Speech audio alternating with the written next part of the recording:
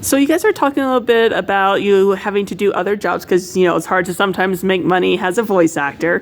What is either the weirdest job you've ever had or the job that people would be kind of surprised that you've had in the past? I'm a billing manager for a birth center. Ooh! Whoa. Right now? Yes. Oh. So that's another thing that I do. I also work at a talent agency. That's primarily what I do with my days. So yeah, super random. Used to work at GameStop. Hey! Used to be a seamstress. Once I actually got into anime, one of the weirdest things that I did is I actually flew to Japan, licensed my own anime, and produced the disc. What? That's awesome. I did a series of shorts. They were Boys Love Shorts called the Konodanchi Collection, the Konodan Collection. Ooh. It was very good. It's an indie anime, so it's made by, it's indie-ish. It was picked up by Comics Wave Films, who do Your Name and those sorts of great movies. But this was a woman who wrote, directed, animated, cast, everything. These Boys Love Shorts. This boy's a professional wizard. This boy suffers from crystallization. And then we also did the audio drama, This Boy Will Be Called a Villain. And I was the one that decided what graphics went on the disc, what the disc looked like. I reviewed the disc. I was the one that decided we were going to have audio accessibility. I did all of the, what's the word I'm looking for? Audio description, I guess. Yeah. I do it on the disc. Yeah. I'm the one that decided that we were going to animate characters moving around for the audio drama so that there'd be visuals. I decided what color the subtitles were going to be. I decided what color the security warning at the beginning of the Blu-ray was going to be. And for me, not only was that quite odd, but it was a huge learning experience. I learned a lot about what actually goes into the show once the dub is done and dusted, and I was the one that organized, there's a blooper reel on that disc. There is a behind the scenes interview with the creator. All that stuff had to filter through me. So there's a lot of me in that disc.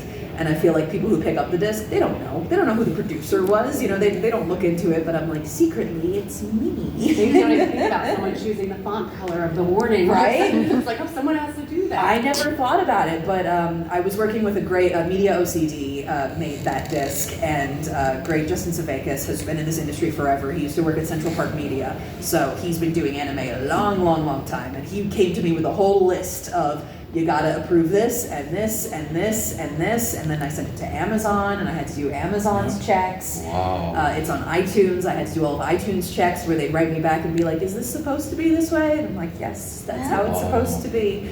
And all those approvals went through me. I was on a flight to Japan. I had the pre-print of the disc, and I had to sit there for 14 hours and watch it in English, in Japanese, subtitles on, subtitles off, closed captions on, closed captions off. Dang. And by the end of it, my boss looked down at me and she was like, how you doing? And I was like, I want to die. I love it. That's awesome. It's cool now. Yeah. Now that it's over and done with, I'm very proud to have done it. But during the time. During the time, I was like, this is crazy. And also, like, to license it, we had to fly to Japan. We had to meet the whole crew. I had to learn my very basic Japanese. I had to make an LLC to produce the disc under. All things that I never thought I'd be doing, but I was just so. It was the late 2010s, and I was like, I just want to do more anime. I'm not doing enough anime. How do I get more anime? And it's like, fly to Japan and buy an anime, and you can do it yourself. Get it, girl. Weirdest, definitely weirdest. I worked retail, Banana Republic, and then I worked at my parents' restaurant. And then I worked as an education director for the Las Colinas Symphony Orchestra, and then did a lot of freelance music directing. And then luckily now I do acting full time. So that's been great. Right now I do acting, and I'm a script writer for Crunchyroll, so I'm like adapting the translation into the dub scripts and stuff like that. But I also got an agent recently and have been doing a lot of auditioning, but some booking for like commercial on-camera stuff. Yeah, We're the same agent. We're the same. We're the same agent. Yeah. But I recently booked something for Chili's, and I was in a Chili's, like, what do you call that? Like a training video? Like if you start working at Chili's, stuff. And speaking of actors getting other jobs, a couple of friends of mine in New York are actors, like stage actors, and they were in between jobs, so they got jobs at Chili's. And they texted me, they're like, Macy, what are you doing in this Chili's? Why are you in my training This is a video? Chili's. So I felt very awesome. That was That's very amazing. Chili superstar. I love that. That's crazy. I like I said, I used to be. I was like, my job when I was a kid was literally actor. So like that was what I was told. I was like, your job is performer, and I was like, okay. No money, but okay. Yeah. But I was in a boy band with Ross Lynch. And What? yeah. Has footage. Yeah, I have footage still of me, 12-year-old me, singing on stage with Ross Lynch, his brother Ryland, and then Will J. And we were called the Heartbreakers, so I was in a boy band. And then when I moved to Reno, I got a job at a talent studio, and I was the dance instructor. I've been a choreographer and dance team coach for 10 years now. Kiba got moved. Yeah, I was in the show last night at the drag show, which also my full-time job that pays my bills is drag. I never thought that would be what I do, but I've traveled the country. I'm internationally known now because during the pandemic I produced online shows and did drag shows from home, which was like me sitting in front of my desk with a green screen behind me and like actually producing something on Twitch every single Saturday and Sunday through the pandemic and booking people from Ireland, from Japan, like all over the world. And so I do that full time now, and I host 5 days a week plus act. And then I was a vocal coach, but I also managed 3 GameStops in Dallas. Good stuff. Yeah, back in the golden age of GameStop, I like managed a mall store all the way in like downtown Dallas, and then I managed a little small store in Dallas, and then I managed one in Grapevine. So I was all over the place, but definitely my oddest job was probably being in a boy band, because that was like the idea. Like I was a kid, I was like, I want to be insane. Yes. So and I got to be that for a whole year, and then they got, Ross Lynch is Ross Lynch.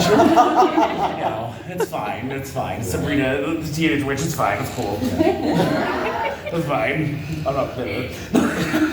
Yeah, we can tell. I was also a store manager for GameStop for quite a long time, and then quit that because they mishandled the pandemic so catastrophically.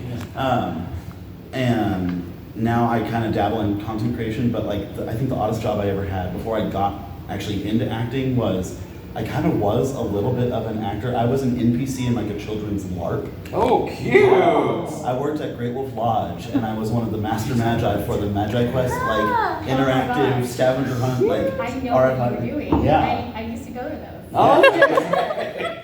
I was the guy in the big black cloak. I went by the name Bane, and I was like known all over the hotel. It was cool. I was literally like a quest-giving NPC in like a children's live-action video. That's kind of It was really cool. I love it. Oh my god, that's legit. So oh gosh, I bounced from so many jobs. But I was also an actor from a very young age. So kind of like in between gigs, I did singing for an Italian restaurant, Macaroni Grill. I was one of the opera singers. Yes, I was one of the opera singers for Macaroni Grill. I also did graphic designing for Daikon and Boan, so that was like in-house graphic designing for them. And then I also did the handing out the freebies at like the 626 night market for drinks, just like whatever odd jobs I could pick up kind of in between. But I'm very blessed, like during the course of my acting career, to have been able to keep booking acting jobs, even though they were very good to gig. It's, the hustle culture is very real for actors in LA, even from a very young age. And so I kind of learned that very early on and was lucky enough to keep kind of booking gigs with only, a couple of months of downtime kind of in between each gig at the most. So, yeah. But What was the I think- aria? What? What was the aria you sang at Macaroni Grill? The Happy Birthday song. Oh, Yeah. Can we have a demonstration? But I would also, because at the time, I was also in my senior year, junior and senior year of college. Yeah. And so I was also if people wanted to request something different, I would bring in a random Italian aria that I was going to be singing for my senior recital or for my junior recital. I'm this is practice. Thank you guys. Practice on you. I love that. It was really fun. awesome. Yeah.